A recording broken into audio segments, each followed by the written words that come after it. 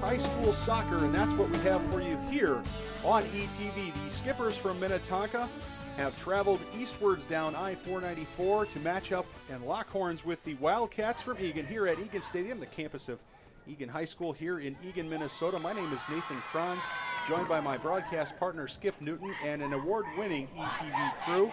We've got some great girls high school soccer action for you today with two of, I think it's fair to say, the best teams in the Metro so far. Two undefeated teams, about a third of the way into the season. To start today's game, we visit Minnetonka Skippers. Wearing the white uniforms will defend the south goal in the first half. Yeah, this is the battle of the blue and white, and it's going to be a battle on the field for sure. We've talked about this game for a week now, thinking that absolutely in non-conference play that this would be the toughest matchup of the season for the Wildcats. Who knows? This may end up being the toughest matchup all season for the Wildcats. It's important for them to start out fast. They have done that historically throughout this young season. We're only in game number 6. But to really gain confidence against a high-quality opponent, I think that's the one thing that might be yet for Eagan to determine is, can we play with the best? And today is gonna really help answer that question. Wildcats in blue with white numbers, the Skippers in white with blue trim and blue numbers. And we'll set your lineup here for in just a moment. We've got Anna Enning there with the throw-in. She is joined on the back by Isabella Fall and Cassie Turner. The midfield for the Wildcats, Jolstrom, Waldrop, Jensen, and Leitenberg with Weisendonner, Seehafer on top. Oh, and then, Liv Enning, Anna Enning's older sister, as well as playing in the midfield. So, same formation for Coach Q, as he's run here at Wildcat Stadium for the first handful of games here for the Wildcats. As we said, the Wildcats have their work cut out for them. They are taking on a Minnetonka Skippers team that has yet to concede a goal this season. And that is an ominous situation as Liv Enning slices into the middle as it's like Seehafer, that was Jensen battling in there. Now it falls for Jensen again. It comes off of a defender. Just blocked that time by Gabby Ryan. And Megan Mann, the senior captain goalkeeper for the Skippers, puts it into play. No trouble for her. Well, you can start to see, watching Minnetonka play without the ball, the reason why they haven't yielded a goal yet this season. The pressure is very intense and very quick on the ball and to the girl that the pass is going to. So far, Eagan is actually handling it quite well. Hasn't resulted in a shot yet, but the ball has been in the Skippers half of the field for pretty much the whole early part of this game. Wildcats switch it around to Anna Enning. Enning is dispossessed there by Carlson. And he tries to get it back, but Seehafer then takes it and gives it right back to Carlson, who gives it to Waldrop. Everybody playing hot potato with the soccer ball. As Weisendonner now looks for Ava Leitenberg. Leitenberg's going to make a run. Man, bravely off her line. Offensive pressure by Ava Leitenberg, number 8. Megan Mann makes the play for Minnetonka. Odd positions around the pitch. It's because we have a 2-referee system here today. Local shortage of referees has created a situation where we're only able to have 2 referees here at the pitch this time, so it creates a rather interesting dynamic as both referees have got to be covering the offside line as well as watching the goal line, the sidelines, all of those things. Like a very clear handball there. Referee on the near side, and forgive me, I have their names, but I'm not sure which one is which yet. Referee has none of that as Waldrop puts that into touch. Boy, that earlier opportunity on a beautiful through ball for the Wildcats, as you said, Mann came way off her line. I don't think Leitenberg was expecting that, otherwise she might have been going a little more aggressively. It looked like it took her a while to react to the fact that the goalkeeper was out that far. Well, Ryan Carlson and Adupa are your leading scorers for the Skippers with 4 goals and then 2 goals apiece respectively. This one gets hoisted into the Wildcat penalty area. Carlson battles Enning. Enning sends that well out for a goal kick, a corner kick. First corner here. Corner kick upcoming for Minnetonka. First of the game for the Skippers. This will be from the near side. As I said, it's such an unusual thing to have 2 referees working with a 2-referee system. On the kick is Darby Allen, number 3. Darby Allen, number 3, coming up from her spot in the midfield to take this kick with a right foot. Nicely done. Confident plane there out of the sky. And the Wildcats will reset. Of course, Skip, last year between these 2 teams was a nail-biter coming down to the last 5 minutes where the Skippers earned a penalty. I have to say, from having been at that game, from at least a Eagan fan's perspective, a bit of a controversial penalty. As it looked like it wasn't very clear, although it was right in front of or close to the benches side of the field as opposed to the parents and spectators side. So the referee had the best view of it, but in any event, the Skippers were able to get a 1-0 lead, a 1-0 win last year as this goes out for yet another corner. Yeah, and speaking of controversial calls, of course, the last home game here ended in a 3-3 tie, but if you'll remember, a takedown in the box not called would have given Eagan a penalty kick in the final minute of that game. Replay showed that was an obvious call and should have been made. A nice volley there by the Skippers as Carlson had put that into the mixer. Caught for Malaga lays that out for Minnetonka. Enning. Jules Carlson, number 13. Annalise Sophomore Malaga with the save. defender. Gets it ahead towards Seehafer. Seehafer's going to go on a run here. Great defense that time. I think we might. No penalty, no foul there. Good head-to-head with Giebel. And this goes back to Mann. I think that was a good non-call. It looked like she stepped on the ball more than anything else. Gilstrom with the head, Enning. Enning's ball gets over everybody's feet. It avoided Lucy as well as Jensen.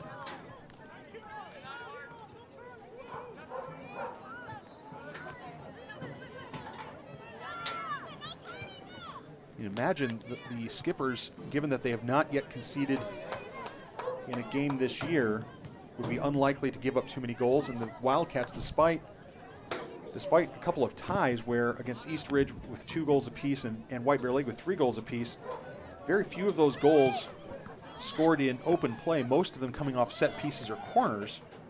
Imagine that goals might be at a bit of a premium here today, Skip Newton. Yeah, which would be a surprise given that both teams have been fairly Shots successful taken putting for the ball Waldrop, in the number net. I 23, believe wide. the Skippers have scored Wildcats 15 goals in their Skippers. last 4 games after finishing their first one in a 0-0 tie. Of course, the Wildcats, nice first conference win of the season this week down in Prior Lake, 2-0, and have scored 3 goals in that aforementioned tie the game before that. Nice play there by Jensen to get it over everybody. Runs down her own header and then it volleys around a bit ping-pong style. Jensen battling there. More battling, and I think we're going to have a foul against Jensen, and we will. Whistle, foul call on the Our Wildcats. viewers may have noticed that Eagan is wearing pink tape today in honor of former Wildcat goalkeeper Jordan Clark. Megan Mann. Clark played for the girls varsity program for 4 years and graduated in 2016. Today was the 3rd annual walk/run to raise awareness for suicide and mental health. Both girls and boys varsity teams are participating in honoring Jordan Clark today.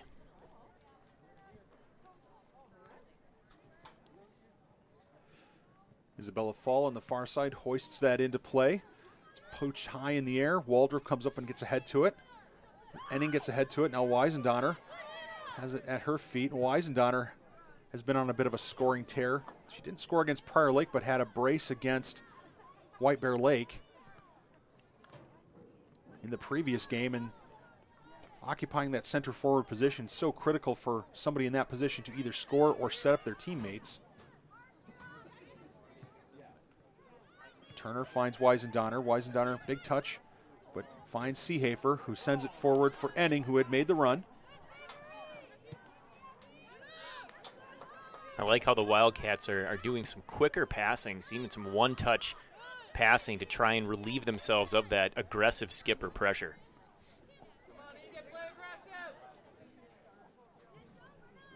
Seehafer battling with Giebel. That'll be a nice one to watch as Josie Seehafer, number 16, check it, 16 for the Wildcats. 18 for the Wildcats. You'd think I'd know my own roster by now. 18 for the Wildcats has demonstrated some real speed and quality around the end. Weisendonner sends it in towards net. It's deflected, and that's a corner. So nice job by Darby Allen to put that out behind, because I believe it was Liv Enning was lurking, but Jensen's going to have a corner opportunity. This will be their first, and the kick will be from the near side. Let's see if the Moving over to Wildcats take the can do a kick good job is here Mallory of creating a Jensen, scoring number chance. 12. Like you said, they've scored quite a few goals already this season on set pieces. Jensen puts it into the mix. Gets a head to it. Oh, my goodness. Liv Enning with a head to it, puts it off the crossbar. Just a beautiful, beautiful corner kick and an aggressive move and header there by Enning. It's unfortunate, just a little high. Boy, that was a bang-bang play. Minnetonka really had no chance there. They either needed that one to miss the net completely or hopefully go straight at man in net. Liv Enning, not the tallest player out there for the Wildcats, but that time was as big as anyone. Seehafer sends this back over for Leitenberg. And it falls for Fall. Fall's pass intercepted. Nicely done that time. That's Carlson. She keeps looking to the other side of the pitch. It's almost like she wants to hit one of her teammates, but teammates not making the run, but nice handoff there. I think we're going to have a foul. Yep, foul on Jensen. So opportunity here for the Skippers to put this into play about 30 or 40 yards, about 40 yards away from goal. I can't tell if the girl dribbling that for the Skippers was number 19, Liv Monens, but worth noting that she started this game and is in 8th grade. You do not see that very often at the varsity level, especially for such a high-quality team like Minnetonka. That's a beautiful ball in. It's played out that time by Seehafer. Now it falls for Weisendoner. Weisendoner with her back to the goal. Battling well, and I think we're going to have a foul. Yeah, they're going to call the push on the back of Weisendoner. And while it's not a very important foul, I mean, in the grand scheme of things, it's a foul on the other side of the midline. Not a foul you have to concede. It's Weisendoner was going to be 1v4. You know, that's a situation where you just have to make sure she doesn't turn, wait for help. But inexplicably, the ball is given right back to the Skippers, who oblige by committing another foul. Yeah, Eagan got bailed out a little bit on that one. I'm not quite sure what play was the plan there, but it did not get executed, I think, the way they want. We'll see if they can make up for that on this one. Waldrop puts it over the top. Mann's going to be off of her line. Wildcats, and get the sense that the Wildcats are going to get a ball before Mann does. They're going to have to either make very quick diagonal runs, or they're going to have to put some spin on that ball because Mann's quickly off of her line. Ryan battling Jolstrom there in the middle. This ball squirts free. And Enning will put that into touch. Carlson's looking for the ball. Thought Enning might have had a little bit of time there. She could have gone back to goalkeeper Valaga, but she chose to play it safe and just kick it into touch. Well, that's where communication's so important on the field and on the pitch. Nice weave there by the Skippers. Almost looked like a drill out there, a practice drill. As an offside, as Carlson strayed into an offside position, and I think she knew at the instant that the referee blew the whistle. She had this slump of her shoulders to suggest, I think I got caught with my hand in the cookie jar there. Direct free kick for the Wildcats. Nice job by one of the two referees being in the correct position to make that call. She was not offside by a wide margin, maybe a step. Fall battling over there with Carlson. Say Jules Carlson. There are in fact two Carlsons, one number 13, one number 14. Jules is number 13. Cam Carlson, number 14. Both playing both sides of the wing here, so it's not always going to be able to get out which Carlson, but we'll do the best we can for you folks watching from Minnetonka, and we appreciate everybody joining us across the World Wide Web. Can we still say World Wide Web? I think it's still the World Wide Web. I think so. Appreciate everybody joining us on the YouTube channel. I know we've got people watching from South Florida and South Dakota. 0-0 here. Just under 26 and a half minutes to go here in the first half. Skippers and Wildcats. Nice move there by Enning. She finds her big sister, who sends that over for Waldrop. Waldrop slides that up for Leitenberg. Leitenberg on side, sends that in. Good defense there by the Skippers. Interior defense, and it's sent back out. I like the idea there of passing that ball in the middle on the ground. If she's able to get that through, that puts the receiver of that ball in a great position to take one quick touch and then a shot to goal. Several good passing combinations by both teams. This ball's over the top. Seehafer had a bit of a step. The ball kind of let her down there. She's being watched on the outside by Ryan. Check it, that's Giebel. And Mann is able to smother it up. Couldn't quite get that cross through as it was blocked by the double team defense. Nice job of the Skippers to step in front of that. Seehafer had done a wonderful job of beating her first defender. She had a step on her and was into the middle. Good job by Valika, well off her line. Good communication there between her and Fall. That Giebel Seehafer battle down that right side to the left side of the defense for the Skippers. That'll be an interesting one to watch, as Giebel's actually holding her side as she walks up towards midfield. And I hope she's certainly not injured, but you wonder if maybe something else is going on there. Spilled by Valaga. This ball's still down. It's played out by Jolstrom. It was a 9-1-1 call, and Logan Jolstrom answered. Valaga inexplicably just spilled that ball down to Carlson. Not exactly sure what happened there. I couldn't tell if it was a collision with Valaga and fall or not, but Jolstrom to the rescue. It looked like she just knew she had it and maybe took her eyes off it, much like a wide receiver trying to run before he completes the catch. You're not going to see that very often, ladies and gentlemen. That just doesn't happen with Valaga. So write it down in the 15th minute of this game, 16th minute of this game. Foul on the Wildcats. Free kick. A foul on the Wildcats, kind of a touch foul in the back. And again, you always want to see referees call that, but most of the time those are fouls that just don't need to be had. If the players can just touch the other player, they don't have to push them. They're facing away from goal, but in any event, Allen will take this and put it in towards Valaga. Valaga claims the same problem that was plaguing the Wildcats earlier, just a keeper off the line quickly claiming a free kick, is now bitten the Skippers. Yeah, that ball was definitely played in too far for the Skippers. Nobody was even close to it other than Valaga. Fall's going to be on the side, and a push from Valaga. This is going to be a dangerous. It's not a penalty. It's on the outside. It's well outside the penalty area, but nonetheless, still a great scoring opportunity. This will be as good a set piece play, other than a corner. This will be as good a set piece play and a good scoring opportunity for the Skippers as they have had in the first 17 minutes of this game. Just outside the penalty area. Isabella Fall committed the foul on the outside. It was a pretty clear foul. Looked like a push from up here.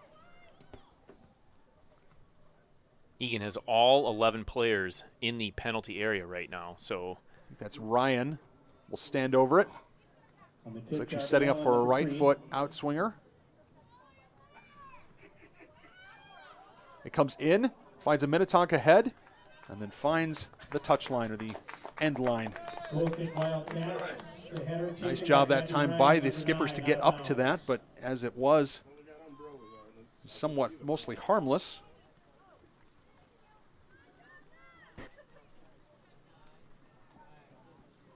Almost 18 minutes gone here in the first half as Valaga puts it into play.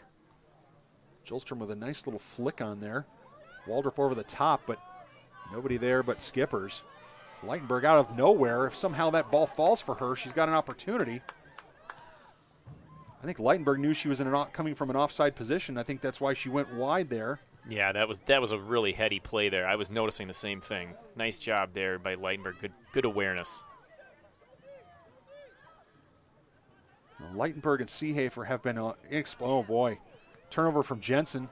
Goes right to Carlson, but it's intercepted that time by Turner, who finds Waldrop and goes into touch, but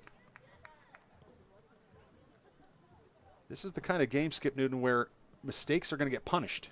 And if your passes are being intercepted, that's definitely not something that's going to sit well both with coaches, but the other team's going to take advantage of it. Yeah, Minnetonka is looking to counterattack quite frequently. They like to pressure the ball and see if they can't turn that into an immediate scoring chance. Eagan does play a similar style. We know Coach Q has mentioned that in our preseason talk, that he wants to be forward pressing and always pushing on the other team. So if both teams can do that, that should result in some turnovers and good goal scoring opportunities. Long shot there by the Skippers. Goes well over everything as Emma Fetzich has checked in for the Wildcats into the midfield. Fetzich attended, along with some of these players, attended the Wildcats football game down at Rochester Mayo last night. Ended up being a 40-14 victory for the Wildcats over the Mayo Spartans. So their first win of the year. And, of course, next Friday we will have the Wildcats here against the Rosemount Irish. Rosemount Irish had their hands full last night against the Lakeville North Panthers.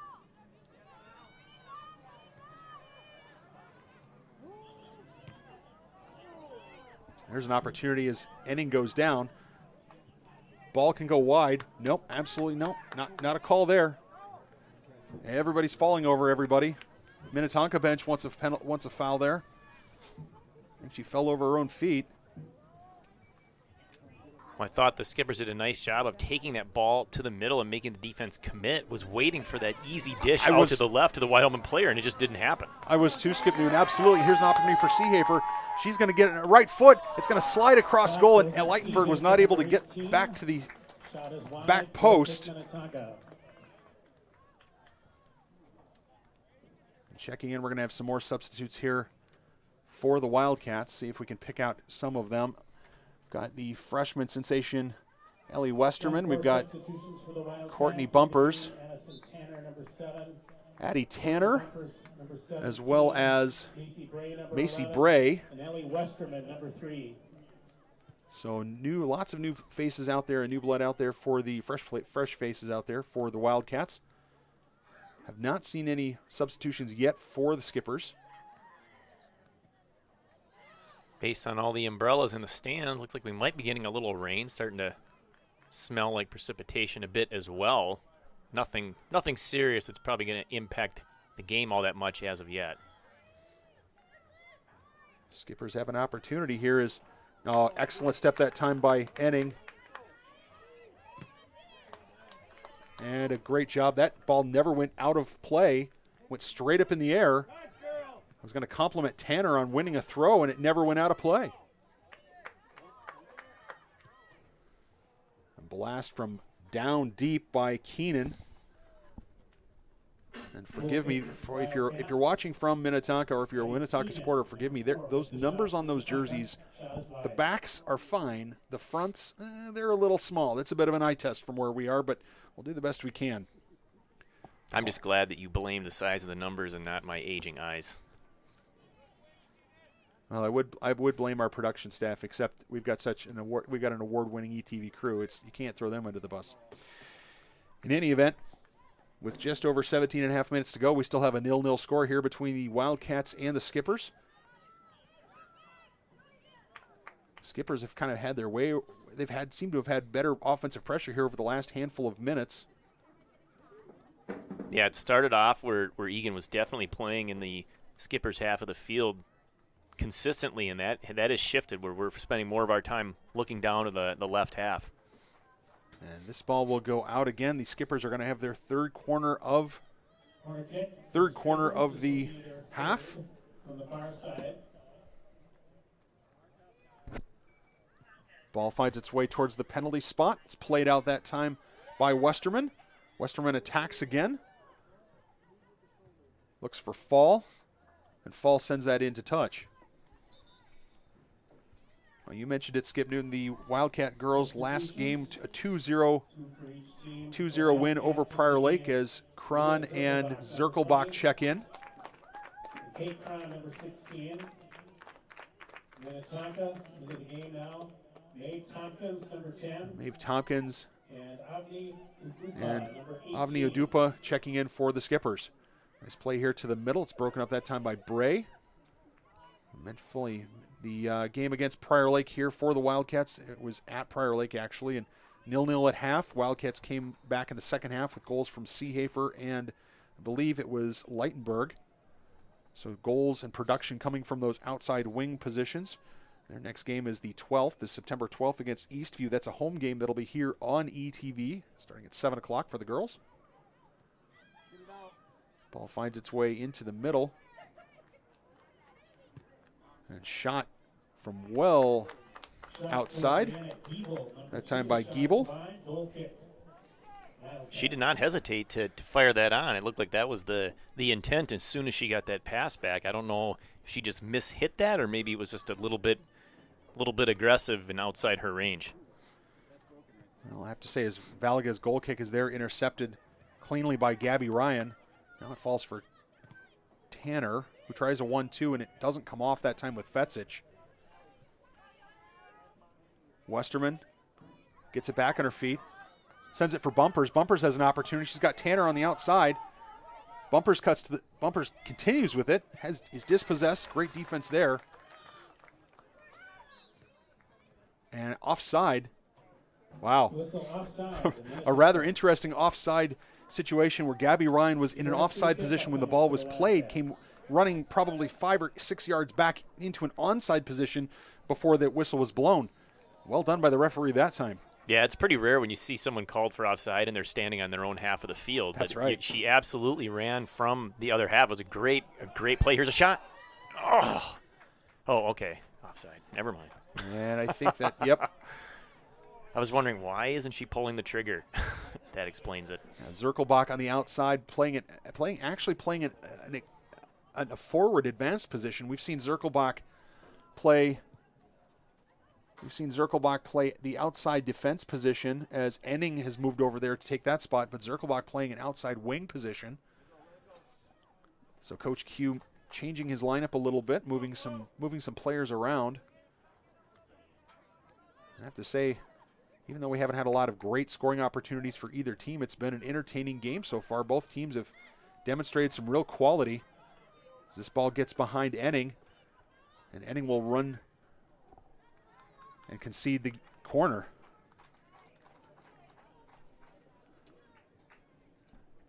Fourth corner of the half for the Skippers, and these are the kinds of set-piece plays that the Wildcats have struggled with. If I'm honest, the last game they were here against White Bear Lake, 2 goals came off of corners or similar types of set-piece plays, Skip Newton. So Wildcats need all defensive hands to the pump.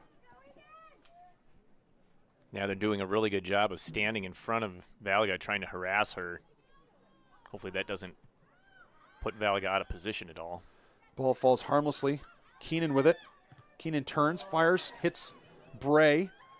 Ball finds its way out to Giebel. Giebel watched by Kron, and Giebel sends it harmlessly towards Valga into touch. A substitution here for the Wildcats as Enning will now check out, and I think that's Wildcats. In the game now for the Wildcats is number 14. Number 14, Olivia Ehrenberg, is going to check in. So Ehrenberg, who had played in the midfield, going out, number 5 on Enning. Going to be playing outside back now.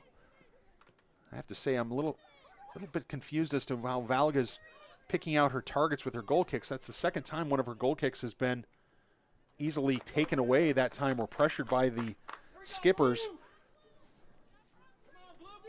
Yeah, either she's not finding the right target or hitting it correctly, or the Eagan players aren't moving enough before the kick to get open or being aggressive coming to the ball. We know the Skippers are going to the ball aggressively, so maybe Eagan needs to counter and step it up a notch.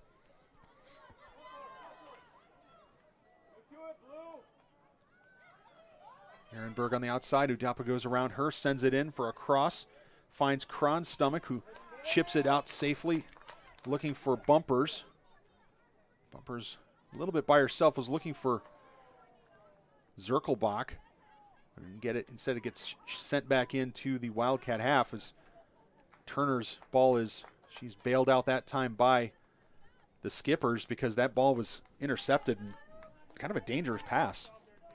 Really nice job back on that cross by Kron, making sure that she had her hands wide away from the ball, getting her body completely in front of that to stop that and clear. And really, it made it look easy, but sometimes that's not an easy play, especially if you've got an opponent pressuring you. Almost a brilliant move by Carlson, but it's taken away by Bray. Switch of the field by Fetzich finds Zirkelbach. Zirkelbach in towards Westerman. Westerman lays it off that time for Ehrenberg. Ehrenberg, let's check it. Zirkelbach pops it up in the air. This is a situation where the Wildcats seem to be they're a little out of ideas right now, Skip Newton. They're just kind of not quite sure exactly who's supposed to be doing what. Kron's pass gets by Tanner, but the Wildcats recover, and now it's sent back right to the Skippers. Yeah, the Wildcats doing a nice job of controlling the ball there with a few passes, but just didn't put anything into the middle. Oh, just not productive. A nice move to the middle. That one's off the crossbar. Kron's going to have to clear, and she does. That will find its way into touch. Shot taken, number 9. That was a sneaky shot by Gabby Ryan. Nice little shot. And she, of course, just as we say Gabby Ryan's name, she'll be withdrawn, and Liv Monens will take her spot. But watching the Skippers and pregame warm-ups, they were striking the ball cleanly. very cleanly and very hard into net. Yeah, she did a great move just to give herself enough space to get that ball past the defender.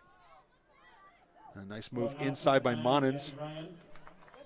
A lot of times you'll see these, forwards or midfielders, moving with the ball, and they'll take a shot, but the defender's standing right between them and the goal, and all they do is shoot it into the legs or the foot or the midsection area of the defender, and that doesn't really accomplish anything. This one, she made a quick move to her left, created that space to get that shot off, and did a really nice job, and darn near gave them Skippers a 1-goal lead. Kron finds Bray. Bray to the far side looking for Zirkelbach. Zirkelbach intercepted. That time, nice job by, I think that's Johnson. And the Skippers will counter. That ball goes well across everybody. I think that's going to find it. Yeah, it's out. Over the end line. 9 minutes to go here in the half. Score still 0-0. And, the longer it goes, I have to say, I think the longer it goes scoreless, the better it is for the Wildcats, Skip Newton. Yeah, I think right now they're struggling a little bit to keep up with the Skippers, both speed-wise and just overall aggression. It feels like when there's those loose balls, Minnetonka is winning more of those than Eagan is. They're also, stepping up and intercepting passes more frequently. Eagan needs to, again, I mentioned earlier, step it up a notch. But the longer this goes, it gives them more time to do just that. And it, only takes one goal to give yourself the lead. And, of course, the later it is, the bigger that goal becomes. A brilliant tackle there by Turner, Westerman, and Zirkelbach with a 1-2. Zirkelbach with some green space. Great recovery that time by the Skippers. And now they dispossess Zirkelbach. So for both teams, we're seeing flashes of brilliance, but neither team really able to produce much using that brilliance.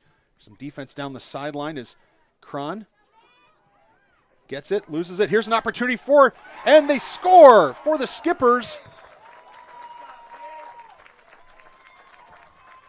We think that was Maeve Tompkins, number 10, scoring for the Skippers. The ball had been played into the middle.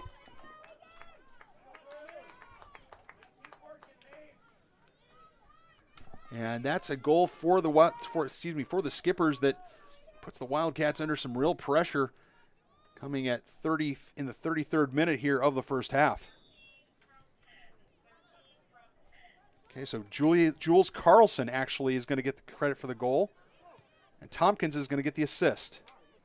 It's a nice passing play there by the Skippers and a quick finish into the corner. Nothing that goalkeeper Valga could do with that one. And perfect shot, low and hard into the corner.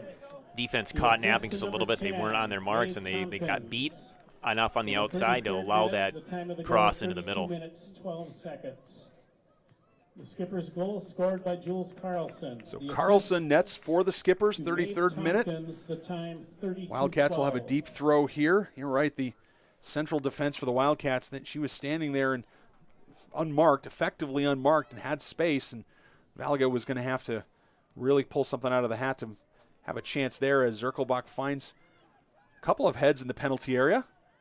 He bounces around and comes out. Now the Skippers will look to break as Kron and Turner will combo there to try to slow that counterattack. And they do.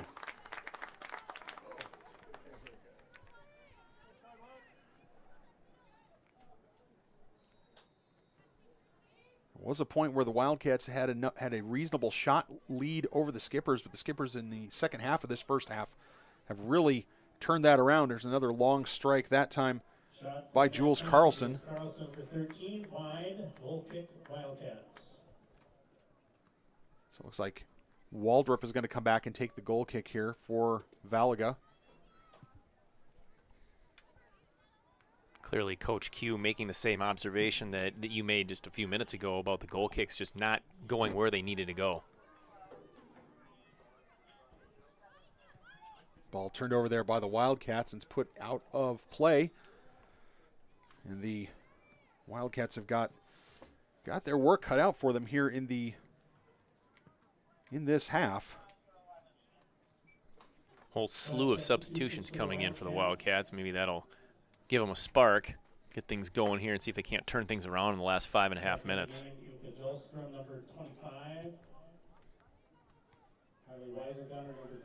Ball intercepted there by, again, right off of a goal kick. Nice cut to the middle. Here's an opportunity for a late charger. And that ball goes well up and over everyone.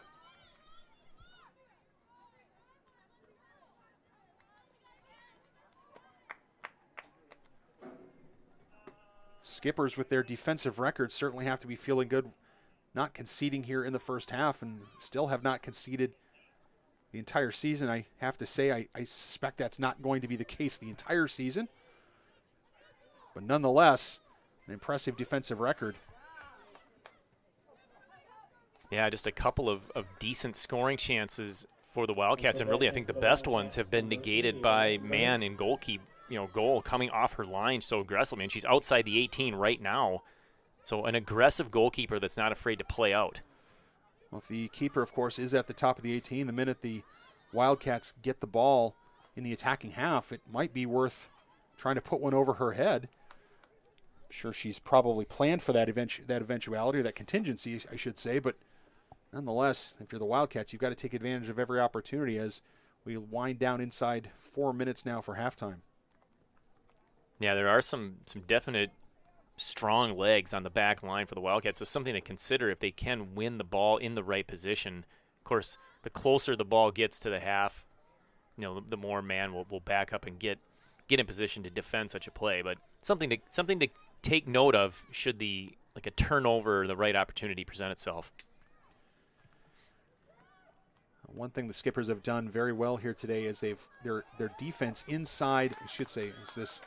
Henning makes a great play out there, and there's an opportunity for Leitenberg that loses it, and it's claimed by Jensen. Her pass goes to the other side as now the Skippers attempt to return the favor as that ball finds its way still in play. One thing we're noticing that the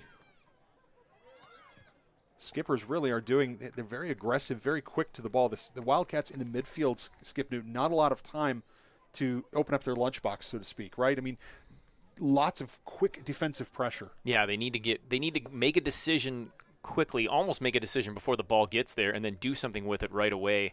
One thing I'm starting to notice, while the Skippers might be displaying a little more speed. Ball looks for Seehafer on the far side, man, she's well above the penalty area there. Very aggressive, but very competent.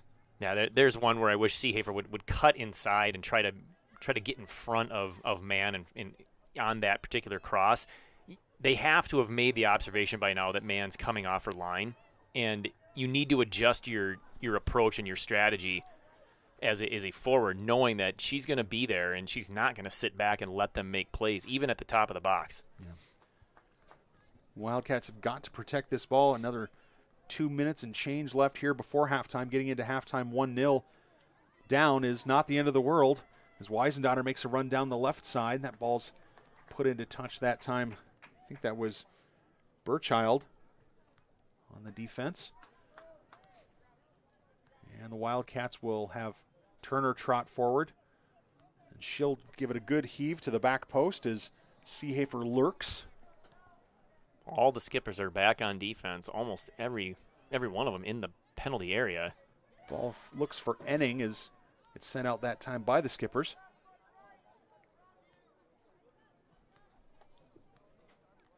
Put in play quickly that time by Waldrop. And a throw for the Wildcats.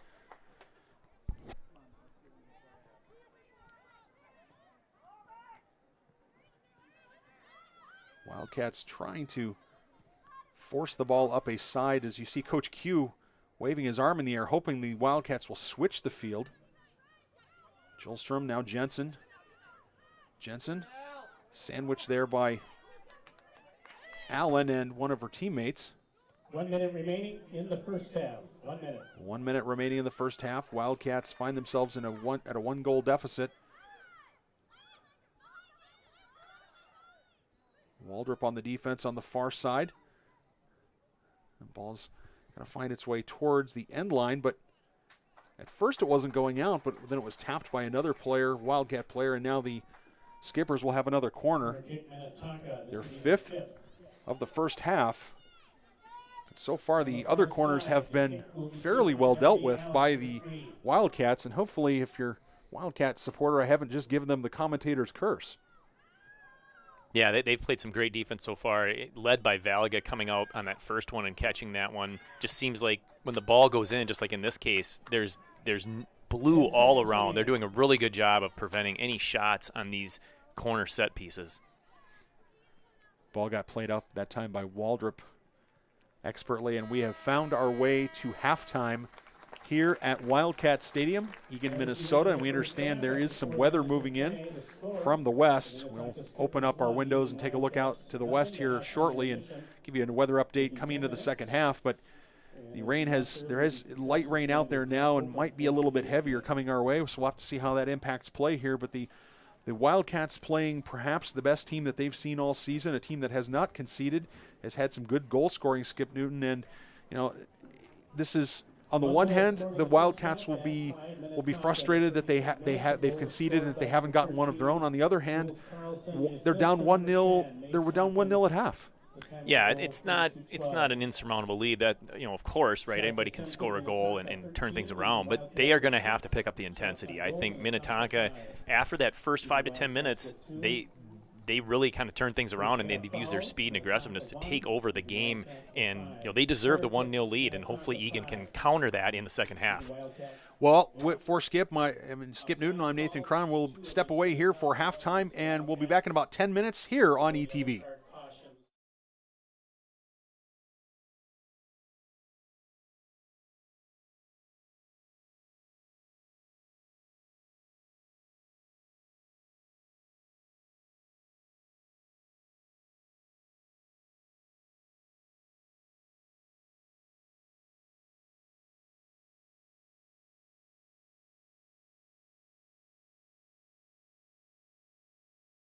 Are on sale now on Eagan-TV.com for the 2023 Eagan Art Block Short Film Festival, which takes place on Saturday, September 23rd, right here at the Imagine Theater in Eagan.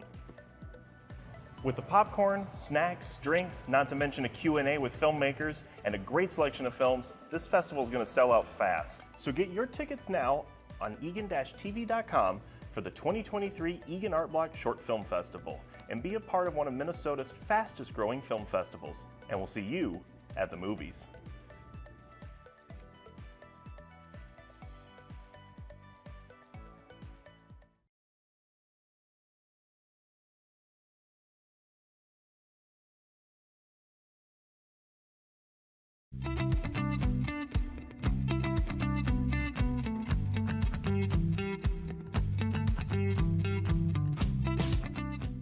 Today we're doing the annual Cats vs. Cops, where we play a 7-on-7 game against the cops here in Eagan. This was actually an idea a couple years ago of our police chief, Roger New. He said we should play a touch football game, and him and our former president, Jack Esser, made this happen. Myself and another community member, Jack Esser, were thinking of ways to try to bring the community together, and he said, would you be interested in playing flag football against a high school team before the season kicked off? And I said, yeah, why not? And 3 years later, here we are. It's an opportunity for us to give back to the community, get a chance to connect with our local police officers.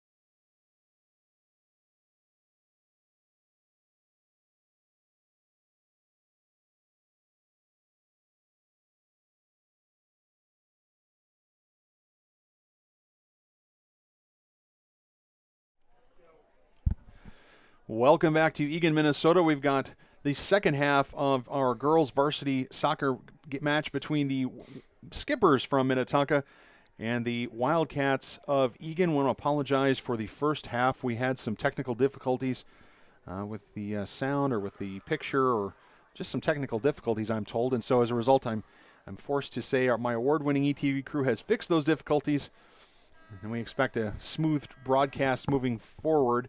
Speaking of smooth, Wildcats have not necessarily been smooth, but the Skippers sure have, Skip Newton. As we come back here for the second half, Wildcats have their work cut out for them against a tough Skippers squad. Yeah, we really need to see Eagan move the ball more effectively and quicker than they did in the first half. Minnetonka plays an aggressive defense. They do not waste any time pressuring the ball, no matter where the ball is on the field. And the Wildcats, like any one of their opponents, has to adjust to that pressure, and they just need to move things a little bit faster, just a split second faster to make that decision on whether or not they're going to try to beat their girl off the dribble, whether or not they're going to make a pass. Maybe it means more one-touch passing instead of two touches. Certainly means getting a shot off faster than they normally would, but of course they need to get it down there and into a position to take a shot. The upside is for the Wildcats, just down 1-0. Also, it's not like Minnetonka has been peppering Valaga with shots on goal, and we're lucky to be down 1-0. Really, they had one great scoring chance, other than the 5 corner kicks and the one free kick on the outside box. They've had one great scoring chance, and they buried it in the corner. Wildcats will be moving from right to left. Skippers left to right. Skippers will be kicking off here in the second half. Again, a goalie.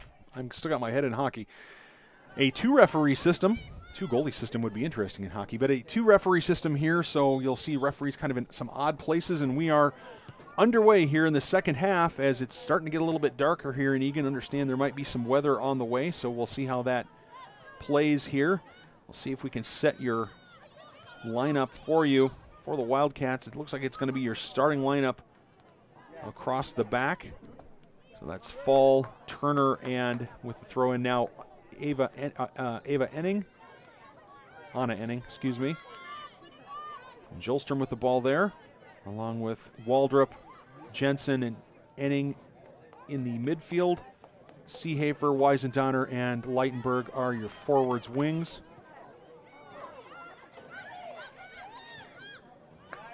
Absolute desperation on the outside as the Skippers had the defense beat, but great defense that time by Enning would not let the player turn. Now the ball's over the top.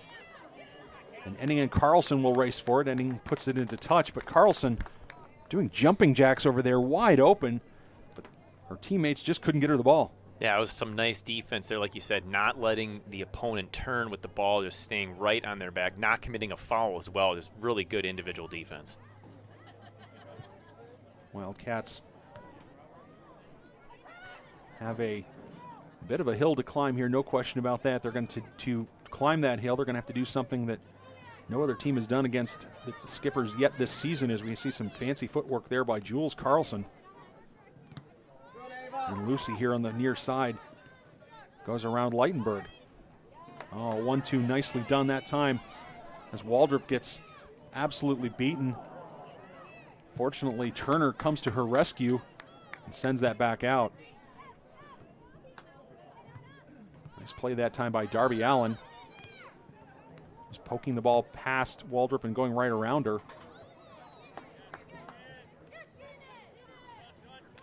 To say, Skip Newton, the strength of this Wildcat team in the last handful of games so far this season, as Liv Enning has it there and is a bit dispossessed. Wildcats here have had better success or good success with their wings, Leitenberg and Seehafer, making runs down the outside or making diagonal runs to the middle. You haven't seen that very much here from the Wildcats as this ball goes over the top and finds Monens. And Fall concedes the corner. So one thing that we've noticed is that the Wildcats, by my count, that's the 6th corner they've conceded. Conceded a lot of corners in this game. Yeah, that just speaks to the pressure put on by Minnetonka. And you mentioned not being able to get the ball, to the outside, Leitenberg and Seehafer. I feel like we barely mentioned Weisendonner's name, and usually she's all over the ball in the middle there, making plays, really playing the ball through her. Haven't seen a lot of that either. Allen with it with her right foot. Looks for the edge of the penalty area. It falls for one of her Skipper teammates. Jolstrom that time attacks. Does a nice job of playing that out. Wildcats not out of the woods yet as the Skippers send it back in, and it finds Valaga's mitts.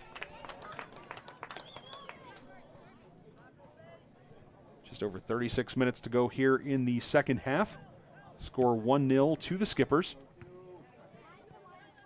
There's another example where Eagan waited for that punt to get there, and the Skipper player just moved right around the girl and got a foot on it. It's that one or two extra steps or quicker movements that the Skippers are doing pretty consistently to win these balls. Ending with a nice move now. Finds Seehafer to Weisendonner. Weisendonner dispossessed there. Now she hustles to get back in. Carlson on the near side. Carlson with your goal scorer against Fall. Carlson really using that arm. No question there as she then looks for her teammate to the middle, but it's sent out. Skipper's looking very dangerous here. A lot of contact. That was a bit of an arm bar by Carlson as Fall returns the favor with an arm in the back and wins the throw. He could have even blown a whistle there against Fall.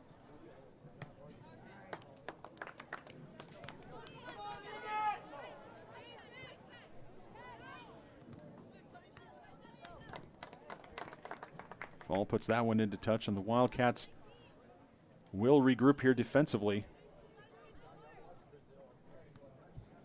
And it looks like Heenan's going to come up from her midfield position to heave this one into the penalty area. And on cue she does. It's played out that time by Waldrop. Inning finds Seehafer. Nice little touch around. Nicely done. As the rain is starting now in earnest here at Wildcat Stadium. The ball's going to go by everybody. I think everybody thought that was going to be out of play, but it wasn't. Skippers weren't giving up on it. It is unfortunate for them that their effort is not rewarded. Wildcats. And it's quite the cloudburst, ladies and gentlemen. So all the umbrellas are coming out and several folks are running for cover. I'm not sure how much of that is actually visible on the screen. A lot of times you can't tell what the weather is like as much as you can when you're here, but it's really coming down. Well, and you can certainly hear that. You might be able to hear that on our audio. Our ETV crew of Greg Borman, Aaron Thomas, and Joe Chupik bring you the sights and sounds from Wildcat Stadium. Ball gets ping-ponged around on the side. And I think both teams with this rain will, now as it comes down pretty hard, both teams with this rain are going to have to adjust a little bit. I would imagine the next 2 or 3 minutes might be a little bit sloppy. Yeah, it's a little harder to control the ball. The ball tends to skip on that turf when it gets wet. So something to keep in mind, you have to keep your body in front of the ball, especially the goalkeepers. Oh, that's a great move around Turner. Check at Waldrop. And that ball was right to Valaga as Valaga fights off the wetness. Gets a punt to it and gets a square contact on that, and we've had some lightning. Some lightning probably close by, and I think we are going to have, I don't see, hear the thunder. I do not see the athletic director, Andy Setter-Larson, but with 33 minutes and 3 seconds to go, I can tell you right now this game will be suspended. So, ladies and gentlemen, we are going to step aside with a lightning warning. So they are going to clear the stadium, clear the field. Teams will head up into the school for at least 30 minutes. And it might be more than that. So, ladies and gentlemen, here, let me reset it for you. We've got a 1-0 score to the Skippers. 33 minutes to go, 33 minutes, 3 seconds to go here in the second half. The Wildcats and Skippers are going to be sent to the school. Fans are going to have to clear the stadium. The best place that you can go, fans, is to go to your vehicles and wait. And so we're going to step aside. here, and we'll probably check back with us here probably in about 20 minutes, folks, and we'll see what we have for you. So for ETV, for Skip Newton and myself, Nathan Crown, we're going to step aside and go into this weather delay. Thanks, folks. Fans, we'll ask that you, in a very orderly fashion, and please use caution as you do so.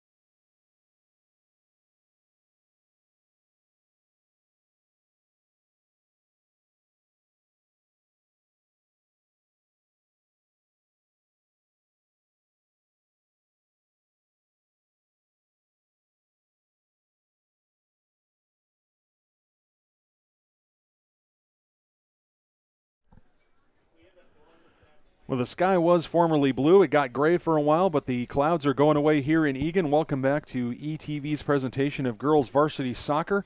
Matchup between the Minnetonka Skippers and the Eagan Wildcats. We've let the weather move out of the area. We expect there might be a little bit of weather coming up for the boys' game that starts 20 minutes after this game will end. But we'll cross that bridge when we get to it. The teams are warming up down on the field, knocking off the rust after a 30-minute lightning delay. My name is Nathan Cron, returning to the booth along with my broadcast partner Skip Newton and the award-winning ETV crew, which I understand has solved, we believe, most of the technical issues that we were having. We appreciate you guys sticking with us and giving us a chance to entertain you a little bit and give you some good high school soccer between two excellent girls high school soccer teams. And Skip Newton, the Wildcats went into the break down 1-0. The second half started, and we got a few minutes played before the lightning delay. It's a 1-0 score, 33 minutes, 3 seconds to go here in the second half. The Skippers, after maybe starting the game in the first, say, 10 or 15 minutes on the back foot, they've really come into the game and have really taken charge here in the first half and early second half. Yeah, they're definitely controlling play and probably feel pretty comfortable despite just having a one-goal game, just with the overall tempo of the game, the pressure that they're putting on Eagan, the fact that the ball finds itself on the Eagan half of the field more often than not. Coach Q for the Wildcats has had an opportunity here to get an extended timeout, if you will, with his team and talk about what's going on and what they need to do to hopefully put some more pressure on and get this game all tied up. Well, you certainly would imagine that there would be, mentally both teams would have clear direction as to what they need to do with a long break. As you said, an extended timeout. And we're going to mention our sponsors now, our platinum sponsors here for Eagan Soccer. Thank you so much to the ARC training facility here in Eagan, Eagan Football Boosters, the Eagan Hockey Association, I Got Skills Soccer Training, Jordan Drilling, State Farm, Nick DeVries, the Triple Diamond, Urgency Room, Wave Soccer Club, and the Willie team at Edina Realty. Thank you so much for being platinum sponsors here and helping make Wildcat Soccer a possibility. Also want to thank our gold sponsors, Ansari's Mediterranean, Birchwood Dental, Canes, Coldwell Banker, Rami Cormont, Devani's Divine Salon, Dunn Brothers, Eagan Arms Public House, love that Ruben, Eagan Family Dental, Escape with Us Vacations, Homestead Auto, Mark's Towing, Teresa's Wildcats, Zerbel Orthodontics, and ZZQ Barbecue. Thank you to our gold sponsors also for your support of Wildcat Soccer. Again, we cannot do it without all of you supporting us.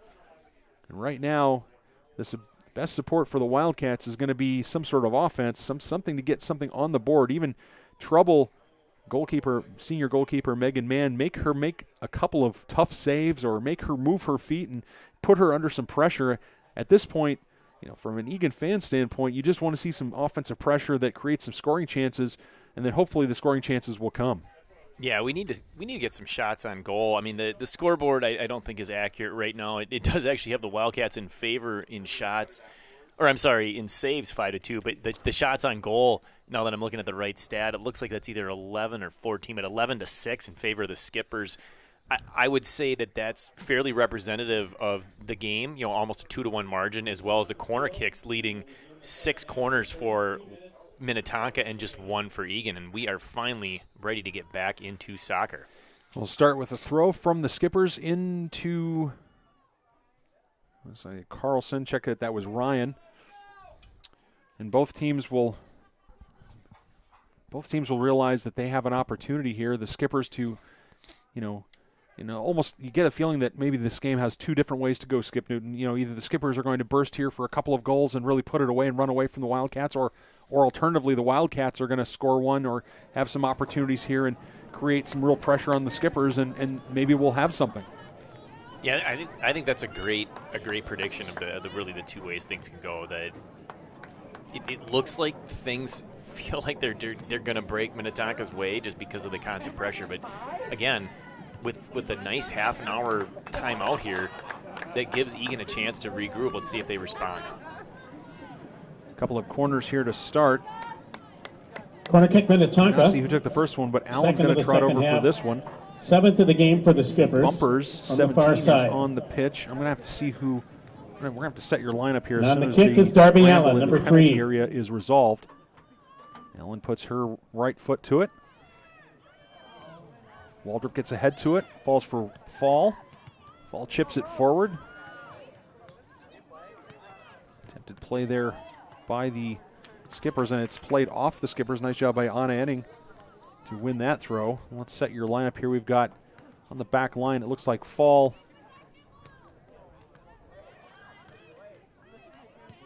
I have to look here real quick. I'm going to get the binoculars out to make sure Turner.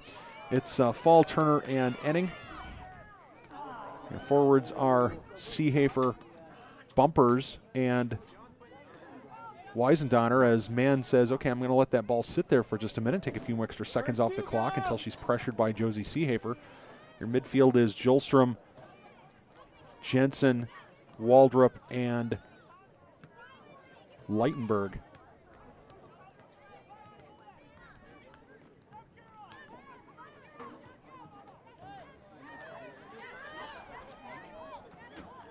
Wildcats have gone to 4 at the back, Skip Newton.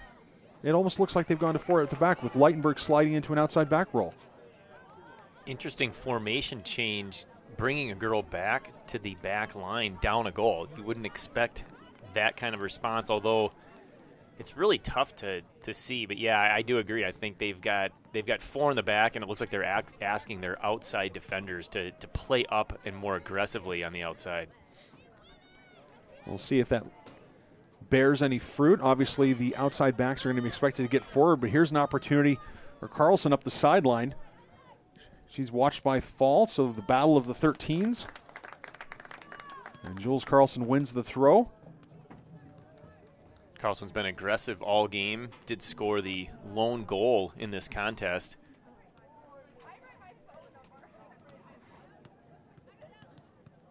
Ball gets sent in. It's misplayed there by Leitenberg, and Leitenberg will concede another corner. That is the ninth corner that the Wildcats have conceded here against the Skippers, and that's not a good trend. Every corner, even if the Wildcats deal with it competently, every corner is another opportunity.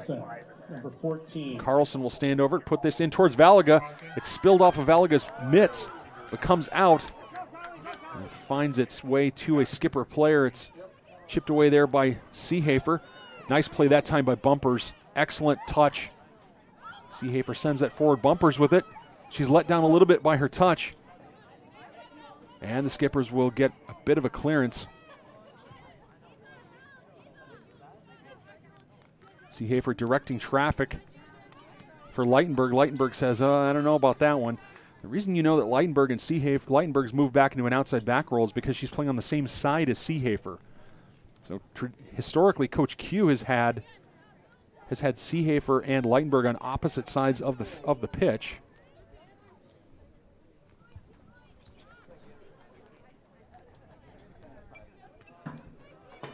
Field is still wet. Rain is not falling.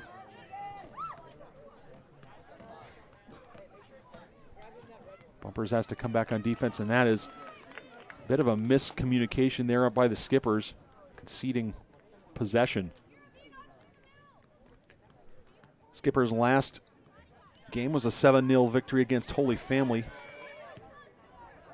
And their next game is at Hopkins on the 12th. Good seats still available, we understand, for that.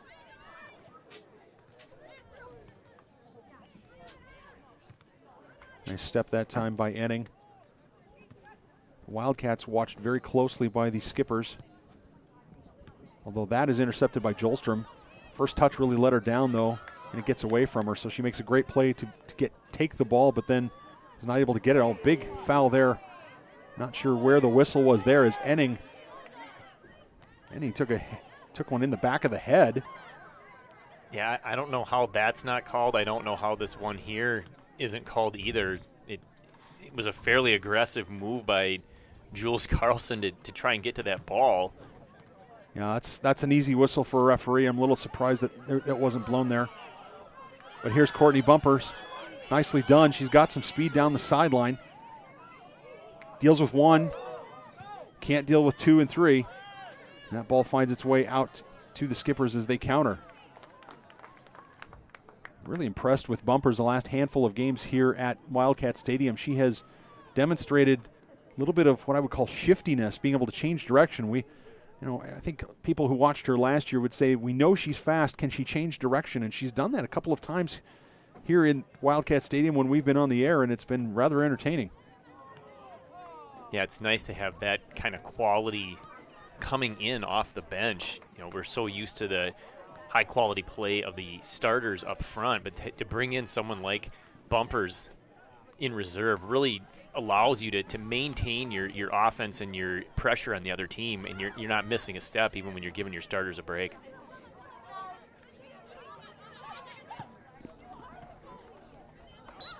Wildcats put that into touch as Leitenberg can't find Seehafer. Seehafer says that's my fault.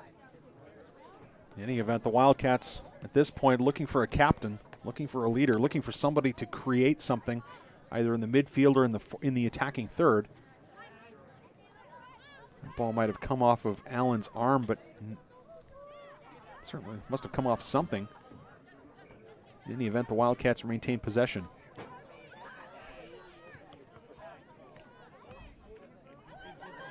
Well, this falls nicely for Carlson. Leitenberg absolutely hit in the back. Nope. We are going to call a foul. Okay, there is a foul. I did not hear a whistle, Skip. So forgive me, I wasn't sure if that was going to get called. Foul called on Minnetonka. Yeah, that was an obvious trip Wildcats in the box. Nice job defensively making up for what was actually a fairly fortuitous bounce there for the Skippers. Leitenberg finds Weisendoner. Weisendoner does a nice job of shielding off Burchild. Jolstrom back for Weisendoner. Says, I wasn't going that way. But Fall cleans that up and sends it back for Valaga. Valaga is going to have to make a quick turn with this. She finds Turner.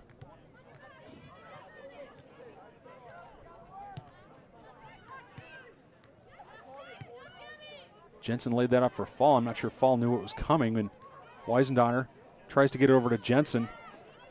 Right now the Wildcats just not able to complete passes in the midfield, as the Skippers really dictating tempo. Carlson by Fall. Sets up for Keenan, who sends that in towards Valaga, and Valaga claims competently. Oh, in real trouble there. For the Skippers, Addie Keenan, number 4 on the save. Just over Natalie 24 Valaga. minutes to go here in the second half. Skippers up 1-0. Watching ETV here as we have the girls game now, and we had a lightning delay, if anybody's wondering what's going on. We had a lightning delay, and that will mean in the boys game, which was to follow this game, is going to get pushed back just a little bit. It is on a separate stream, so you'll need to kind of reload your browser if you're watching on the YouTube channel. Fall looks for Seehafer, but a good step that time by Lucy. Creates some real chaos in the middle. Now it falls for Jensen. Jensen with her left foot finds Seehafer. And Lucy with a great defensive play there to put that out from Seehafer, as Seehafer and Leitenberg had an opportunity that was 2-on-1 on this side. Something that the Wildcats have just not had very much of. And Fall and Leitenberg turn it over harmlessly to the Skippers. And down 1-0 with less than just under 23 and a half minutes to go. Every possession of the ball is one opportunity that you won't get back.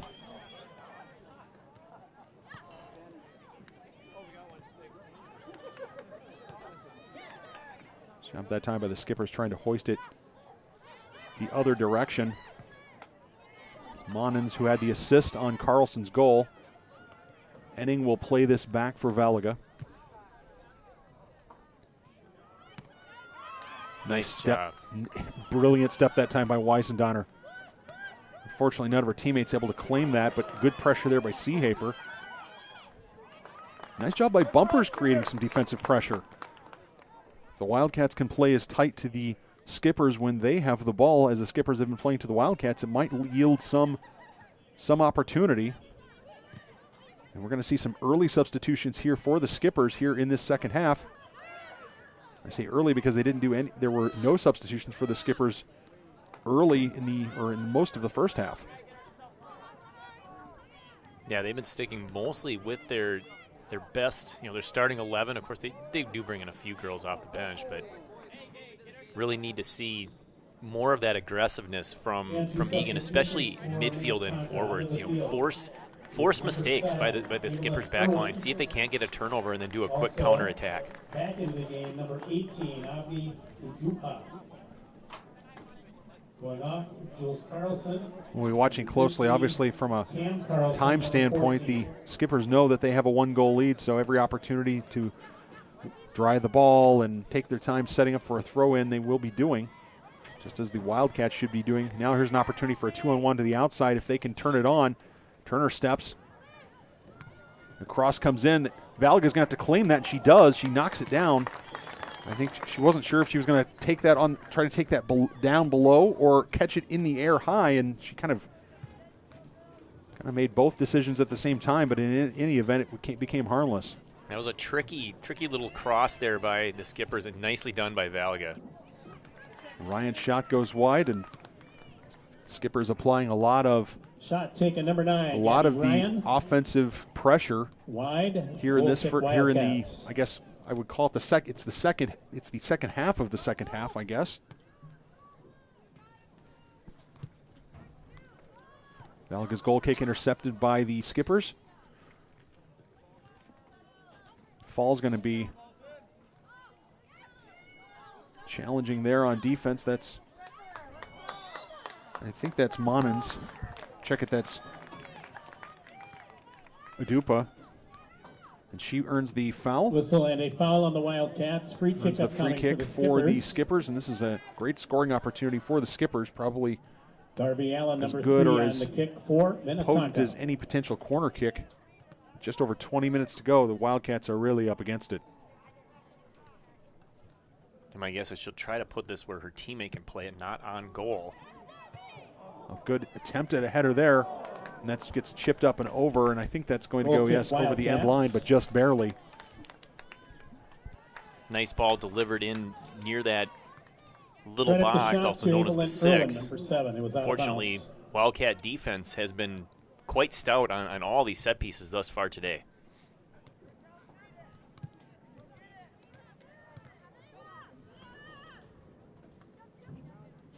Leitenberg looks for Seehafer, can't connect. That's another turnover by the Wildcats, and again, it's a situation where everyone's standing still as Fall's beaten there to the outside by Ryan. Ryan's going to try to get on her left foot, tries to get on her right foot. Good defense that time, rallying from Turner. This ball gets over the top of everybody as Weisendonner battles for it. Weisendonner gets to it, sends it across for Waldrop, who couldn't get a touch to it. Unlucky there that Weisendonner had a nice ball, but Waldrop could not get a touch. And a great step that time by Enning. But again, unlucky it goes into touch. Boy, Enning read that pass beautifully. She was all over that. She just could not keep that ball in play. Otherwise, she might have had a chance to go off to the races a little bit and set something up offensively. Well, it looks from this position that they've gone with 4 at the back, probably 4 in the middle, and then they've got Seehafer and Weisendonner playing a tandem at the front, so they've got 2 more centrally located forwards, but it's not going to matter for the Wildcats unless they can get some sort of service to those forwards. It would help if they played these and tried to get it up to a teammate in the middle of the field instead of continuously heading it into touch and yielding the possession and the throw to the Skippers. Eagan needs to focus on getting possession and getting the ball upfield. Wildcats made a curious decision there, thinking that ball maybe was going to go over the end line.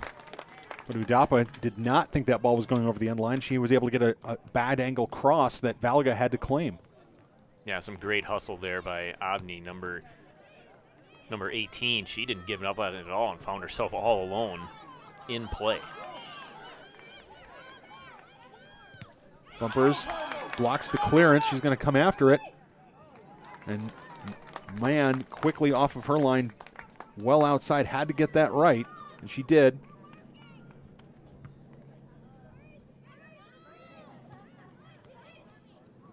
Well, credit to the Wildcats. They have not gone away in this game. They have not, as Fall looks for Seehafer, they've not gone away. This has not been a situation where the Skippers have run away with this second half. Good possession there by Ryan. Leitenberg steps in front of it. And Leitenberg loses possession.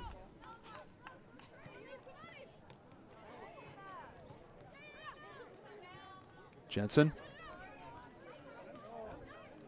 It's a good ball to Seehafer to Leitenberg. Leitenberg's got a good left foot. She's going to have an opportunity. She sends it in. Nobody making the run. There were runners on the far side, the far post, but nothing on the near post. Good job by Fall claiming that. And Turner's pass to Waldrop just a little too hot, but rescued by Jensen. Weisendonner going to see what she can do to get creative. She's going to lay that off for one of her teammates, you imagine. She does for Enning.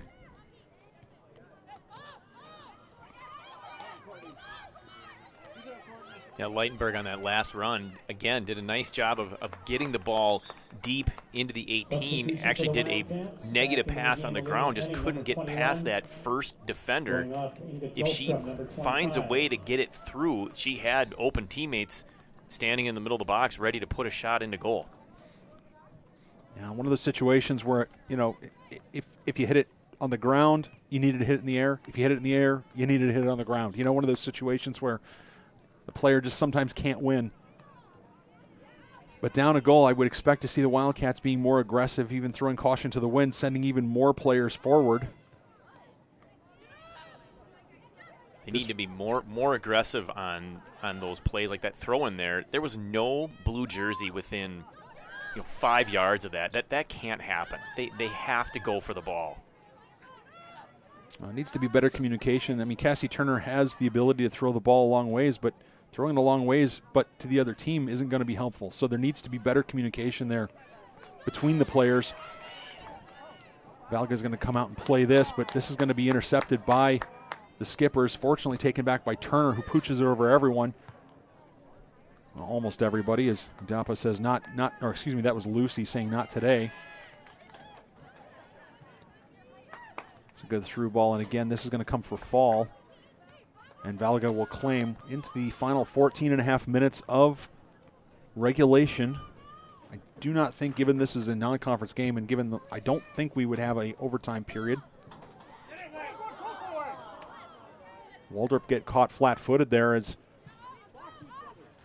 I believe that was Krull was able to get a hold of it. Ball. What a shot. And it's a beautiful shot over the top.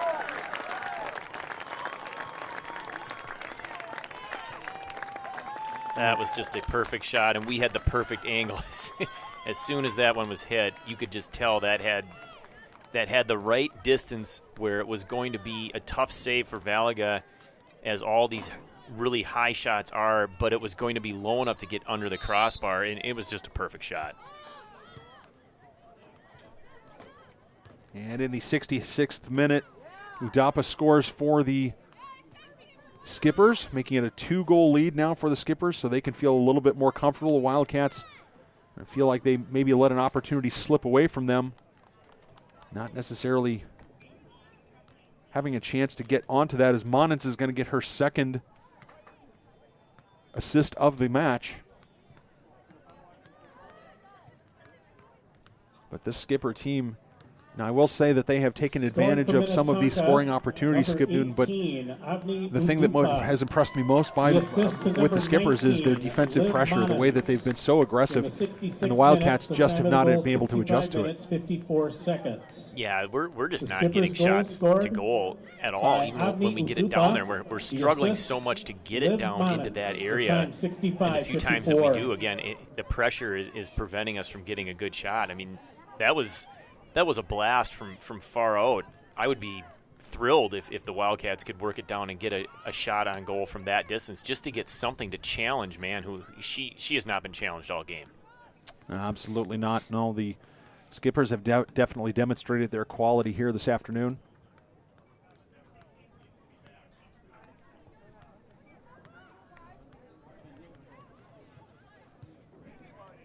Again, thank you for joining us here on ETV, whether you're in South Florida or South Dakota or wherever you are. If you're from Minnetonka, welcome. We'll have the boys. The boys teams are warming up as we speak. I think they'll still have a long warm-up, but I'm not sure how long that warm-up's going to be. As that ball finds Valaga. And the Skippers are not done. They certainly would like to hang one more. I think the Wildcats would do well for themselves just to get on the board here. You know, the Skippers have not conceded this season, and Wildcats have 12 minutes and change to try to get on the board, make a game of this. They have the talent to do it, but that talent hasn't been working for them together, perhaps. Seehafer here wins the throw. 2 substitutions for the Wildcats. Yeah, a goal in the next few minutes can actually make things fairly exciting. You know, there's plenty of time to score if you can get one in the next 3-4 minutes, and it gives you that boost of energy. It gives you a little bit of the momentum, even still being down a goal, but they have to get it down there. And Cron and Tanner have checked in for the Wildcats. Remember, the Wildcats had a spirited second half comeback against White Bear Lake last week. Not necessarily not predicting that here in this case, but we'll say that when you're down by 2 goals late in the second half, you have 2 choices. You can either go away meekly or you can fight. Wildcats fought last time, so we'll see what they've got up their sleeves this time. As Cron has it to the outside and sends it into touch. 2 substitutions for Minnetonka into the game is Audrey Booten, number 8.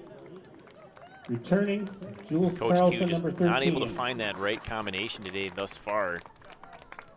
And if you look at the field right now, you see about a 40-yard gap between our forwards and every other player on the team, and that is part of the problem. If we had won that and we cleared up, it's a foot race to win that ball in that middle space there. There's nobody there for Eagan to try and win that easily or cleanly, and that creates a problem because now it's really difficult to even get possession after you've stopped the other team in your defensive third. Yeah, the Skippers midfield have really shown quality. A great interception by Leitenberg. Seehafer just a little bit aspirational, sending it out for her. And speaking of aspirational, Waldrop fires it over to Mann, who's going to stand there with the ball. She's not going to pick this ball up until Tanner runs it down. Yeah, Wildcats have got to be smart about this. They've got to realize that she's going to do that. So run right at her right away. And if you're going to play that long ball, you got to make sure that you've got a forward making a run. Absolutely a bit of a miscommunication there by the Skippers, but they are able to clear it into touch. Now Cron with a throw. She's got a bit of a throw. We'll see. Oh, we're going to have substitutions. 2 substitutions for the Wildcats. Back in the game, Leah Zirkelbach. Zirkelbach and Bray will make their returns. Number 11, Macy Bray. Going out, Ava Leitenberg, number 8. Isabella Fall, number 13. Leitenberg and Fall will have a seat. Cron's going to send that in. It's going to be flicked away that time by the defense. Turner, big step there. Big step by Cron. Does a nice job of sending that back in, but can't quite connect. Fetsich pops it up in the air. Fetsich, one of the shorter players on the Wildcat roster, managed to get ahead to it anyway. Here's Seehafer with an opportunity. She gets it onto her left, and the handball is going to be called. A handball is called against the Skippers. A handball called against the Skippers that had popped up in the air. Here's a big opportunity for these Wildcats with 8:35 and counting. The handball took place just outside the penalty area. Waldrop's going to shoot this one, probably go to goal. If she doesn't, I'd be shocked. Not only do you have to put this to goal, if you want to come back in this game, you have to put it in the net right here. You have to score. And Waldrop has a tendency to pop it in the air. It has a tendency to sail on her. She's got to get over this ball, lean into it, and hit it square. Big opportunity here for Kira Waldrop, the senior captain. She stands over it. The wall does its job. It comes out for Seehafer, who flicks it on. It's sent out again. Here it comes for Cron. Cron sends it back in. It's sent out one more time. And Cron will claim and send that back for Turner. Turner sends it forward for the Wildcats. The wall did its job. I like the low shot, though, by Waldrop. As this ball finds Zirkelbach.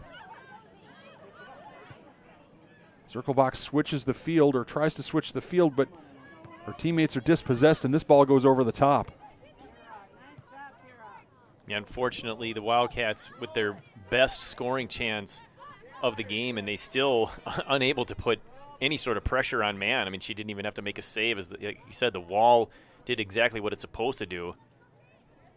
But I do like the fact that Kira did not hit that too high. There's nothing worse than watching a missed opportunity where it just sails over everything, and there is no chance of a goal. I mean, at least with the ball on the ground, it's still live, and you've got all your players down there. You can make something happen. Good flick that time by Tanner, looking for Seehafer. Seehafer with an opportunity. Mann's going to be quick off her line. She gets it right. Seehafer might have been let down there by a touch, but given Seehafer's effort here today, you certainly can't blame the effort. Foul on Turner. The clock is still running, and now they'll stop the clock. Stops the clock. Injury on the for field. the injury. Yeah, I would love to be able to see that break by Seehafer again. The touch, as soon as she took the last touch, I knew it was too far because Mann, has been so aggressive coming out. I wonder if she could have shot that ball sooner if Mann wasn't back on her line where she should have been, given the way the play was starting to develop. She got lucky that there was a bad touch and she was able to get out there and make that. But if there wasn't a bad touch, Seehafer can blast that thing from 25 yards before Mann gets there, and if she's not on her line, that could be trouble. That's unfortunate. That was a great chance. Well, I have to say also, calling out, if we're talking about that scoring opportunity, Addie Tanner with a nice one-touch flick out to Seehafer helped set that up, and that's the type of creativity that these Wildcats need. They have to have that type of one-touch creativity where they're flicking it on, creating opportunities instead of trying to possess, and then creating an opportunity. It seems like, given as the Skipper player is up, and let's see if I can get that number. I think that's Jules Carlson, number 13. It is indeed Jules Carlson. She's okay. Yeah, good to see her up and walking off. I mean, she has to come off because they stopped it, but she was ready to go back into the game. She did not want to leave, so I think that's a very encouraging sign that she's okay. Yeah, she just had the wind knocked out of her most likely, and who knows, she might be checking in here in just a moment, but maybe a foul here. It was a foul on the Wildcats, so it'll be a free kick here for the Skippers at about the 35-yard line. Free kick, Minnetonka.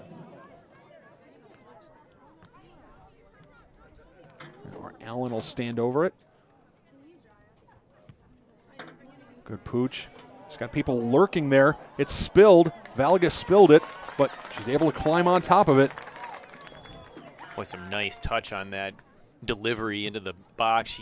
You could just tell she didn't want to hit it too hard. I think she put that one pretty much right where she wanted it. Here's an opportunity for Tanner. Goes inside for Bumpers. It's a great flick on by Enning that time. Comes back for Cron. Cron's deflected. Unlucky there for Cron. She was looking for Tanner, but couldn't connect.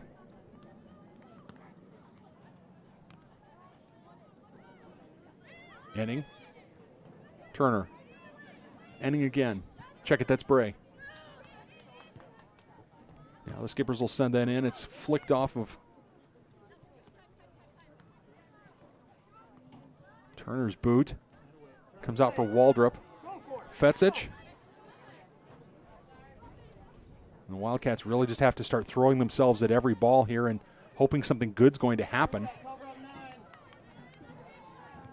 Turner sends that into touch, and while it's the right thing to do with just under 5.5 minutes and finding themselves down by 2-0, it's really is an unhelpful result. Yeah, she was stuck as the last defender back. Didn't really have much of a choice. She had to get that one out of there, but the Wildcats, fighting the clock and the scoreboard here, need to make something happen in a hurry. Well, Zirkelbach fires that into the sky. Again, just Wildcats need to connect. There's an opportunity here for Bumpers. Look at this. She's got some room to run. Now Tanner gets in the way. Now Bumpers around her. Bumpers continuing her run. She's got track speed. She's down the sideline. Creates a throw. That's a situation where Tanner and Bumpers just were not on the same page. Tanner was actually slowing Bumpers down. Tanner needs to make a run off of Bumpers when she's doing that.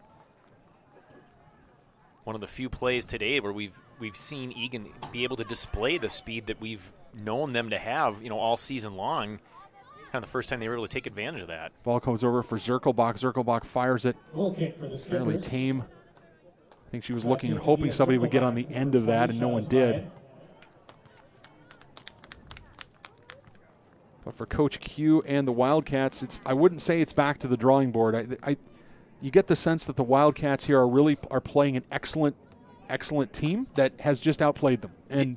And I wouldn't say that there's anything that the Wildcats have done necessarily from an X's and O's standpoint. The effort's there, as you see Bray still battling along with Cron defensively. I wouldn't say it's back to the drawing board. I would say it's just clean up some of the things, watch the film, learn from what you've done, and see how things can go next week. Yeah, there are games where you will play as a team and you'll be disappointed in the outcome where, if we had done this or that differently, we could have won, or we outplayed the other team, we just never finished. There's a lot of different scenarios there where a team can be disappointed and felt like the result should have been different.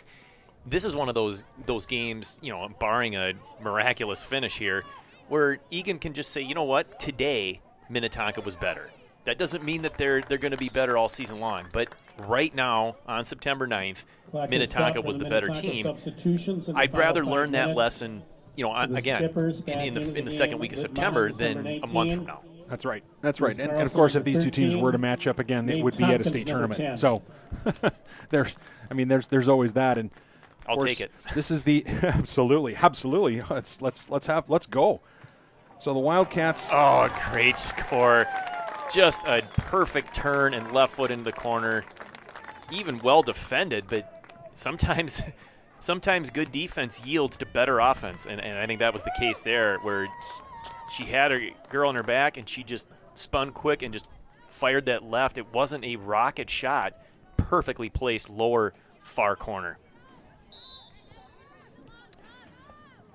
Well, the scoreline is going to get ragged here at the end. It's been for the most part a closer game than a 3-0 score, but the Wildcats have certainly got to look at this and say, okay, we've got to, we certainly have our work cut out for us, coming into the next week. And of course, next week, Eastview on the 12th. That starts the lion's share of the section and conference schedule, and it's big for these teams and these Wildcat girls to climb back into the saddle here. Yeah, that's the fortunate thing with this soccer schedule in high school. You don't get a lot of days to sit there and drown in your sorrows, so to speak. I mean, you got to get right back. They'll have a day off tomorrow, and then they'll have practice on Monday, and right back games Tuesday and Thursday, and I believe the following Saturday, if memory serves. Right, Seehafer's going to take this. It was a late handball here against the Skippers. Seehafer will take it here, and we'll see what they can at least trouble man before the game is over. Seehafer puts it up. It's off the football uprights, and that means, or crossbar, and so that means it will be out of play. We've seen, it's amazing with those bars there in a soccer match, how many times the ball hits those bars and comes right back into play. You almost wonder what would happen if you allowed those to be in play. But in any event, the Wildcats will try to regroup next week against Eastview.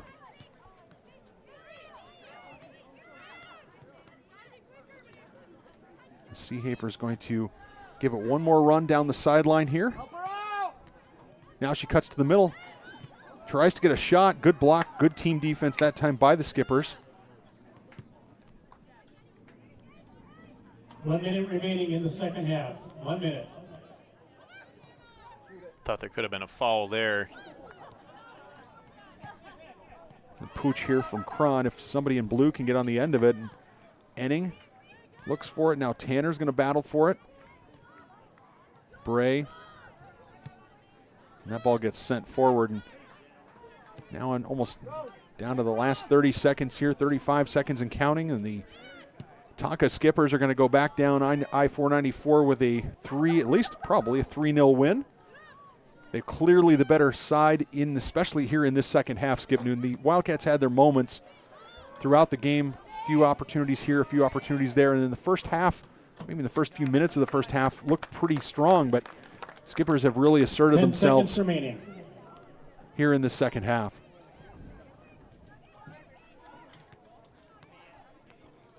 Yeah, let's hope that Eagan can work on what they need to work on Monday and come back strong next week. Like we said, conference and section play begins. It's important for them to do well and establish themselves as one of the best teams in the section. I think that is absolutely going to be the case. But they've got some good opponents in their section, so they need to recover from this. They need to learn from this, and they need to learn quickly and move on. Well, fair play to the Minnetonka Skippers. They are the victors here today, 3-0 over the Eagan Wildcats.